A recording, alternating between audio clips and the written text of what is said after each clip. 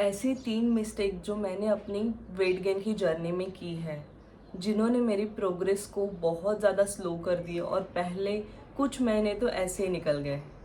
Hello everyone, this is Ishika and welcome back to new vlog of insanely fit. आज का video बहुत ज़्यादा important है और बिगिनर्स के लिए तो बहुत ही ज़्यादा इंपॉर्टेंट है। जब मैं बिगिनर थी तो मैंने अपनी पूरी जर्नी में 3 मिस्टेक ऐसी की है जिसके कारण मेरा जो प्रोग्रेस है वो बहुत ज़्यादा स्लो चला है। पहला 1 साल तो ऐसे ही निकल गया प्रोसेस को समझने में, खुद की गलतियाँ समझने में और फिर खुद की गलतियों से सीखने में। तो मैं नहीं चाहती कि आपका जो बिगिनर वाला फेज़ है वो भी सिर्फ गलतियों में से सीखने में से निकल जाए। कभी कभी ना दूसरों की गलतियों से भी सीखना बहुत ज़्यादा ज़रूरी होता है। तो मैं आज आपसे शेयर करूंगी कि वो 3 कौन सी मिस्टेक है जिन्होंने मेरी जर्नी को स्टार्टिंग में बहुत ज़्यादा स्लो किया और मैं नहीं चाहती कि ये गलतियां आप भी करूं। तो इसलिए वीडियो को एंड तक देखो ताकि आपको पता चले कि ये गलतियां कौन सी हो सकती है एज अ बिगिनर। तो वेट गेन की पूरी जर्नी में मेरी सबसे वर्स्ट मिस्टेक, सबसे फर्स्ट मिस्टेक ये है बहुत कम खाना खाना। यस, लोगों को ऐसा लगता है कि वेट गेन में आपको बहुत सारा वर्कआउट करना है, 2-2 3-3 घंटे, जो कि मैं भी करती थी। और मुझे ऐसा लगता था खाना तो कम खाना है, डाइट तो करना ही रहता है, लेकिन बस नॉर्मल खाना खाना है और बहुत ज़्यादा वर्कआउट करना है, जिसके कारण मेरा पूरा फोकस रहता था कि मैं सिर्फ अपने वर्कआउट की तरफ ध्यान दूँ।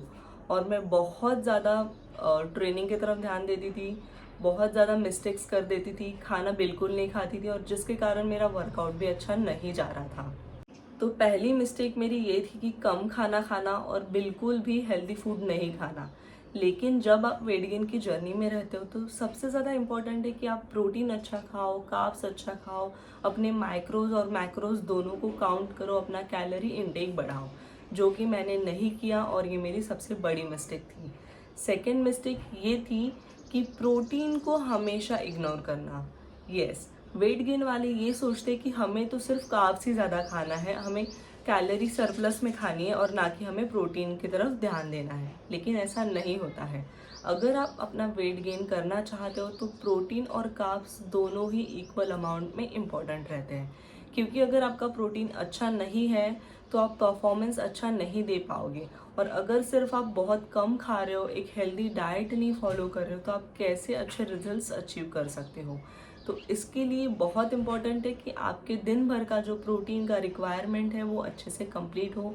फिर वो चाहे आप सोर्सेस कहीं से भी ले सकते हो, आप चाहे तो फूड सप्लीमेंट्स ले सकते हो, आप प्रोटीन पाउडर यूज़ कर सकते हो, या फिर अगर आप नेचुरल लेना चाहो तो आप नेचुरल सोर्सेज से भी कर सकते हो। अगर आप नॉन वेजिटेरियन हो तो आप एग्स खाओ, चिकन खाओ, फिश खाओ, जिसमें बहुत अच्छा प्रोटीन है और जो आपको बहुत ज़्यादा हेल्प करेगा। तो ये थी मेरी सेकेंड मिस्टेक, जो थी मैं हमेशा प्रोटीन को अवॉइड करती थी और सिर्फ कार्ब्स की तरफ ध्यान देती थी। और तीसरी जो सबसे इम्पॉर्टेंट मिस्टेक है जो मैंने करी अपनी पूरी जर्नी में, वो है ओवर ट्रेनिंग करना और अपनी रिकवरी को नज़रअंदाज करना। मैं ऐसा समझती थी कि ज़्यादा वेट उठाने से ही मेरा वज़न बढ़ेगा, या फिर ओवर ट्रेन करने से ही मेरा वज़न बढ़ेगा, या फिर मेरी वेट गेन की जर्नी अच्छे से होगी, लेकिन ऐसा नहीं रहता था। मैं आपको एक चीज़ बताती हूँ, जब मैं स्टार्टिंग में ये सब कुछ जब मैंने स्टार्ट किया था, मैं संडेज़ को भी वर्कआउट करती थी, नींद कम लेती थी और हमेशा मेरे माइंड में चलता था कि मुझे बहुत ज़्यादा वर्कआउट करना है, तभी जाके मैं अच्छे रिजल्ट्स पाऊंगी। और मैं बहुत ज़्यादा कार्डियो भी करती थी, कभी कभी मैं सिर्फ 45 मिनट्स का कार्डियो करती थी, जिसके कारण मेरी बहुत ज़्यादा एनर्जी लेवल्स ड्रेन हो जाती थी और परफॉर्मेंस अच्छा नहीं रहता था। वज़न बढ़ने की जगह मेरा वज़न कम हो रहा था स्टार्टिंग में, जब ये सारी चीज़ें मुझे नहीं पता थी। लेकिन अब ये सारी चीज़ें मैंने आपसे शेयर की हैं कि वेट गेन की जर्नी में आपको पेशेंस रखना बहुत ज़्यादा इम्पॉर्टेंट है। आपको ओवर ट्रेन नहीं करना है और सारे एस्पेक्ट को उतना ही इक्वल इम्पोर्टेंस देना है जितना आप सोचते हो कि मेरा वेट बढ़ना चाहिए।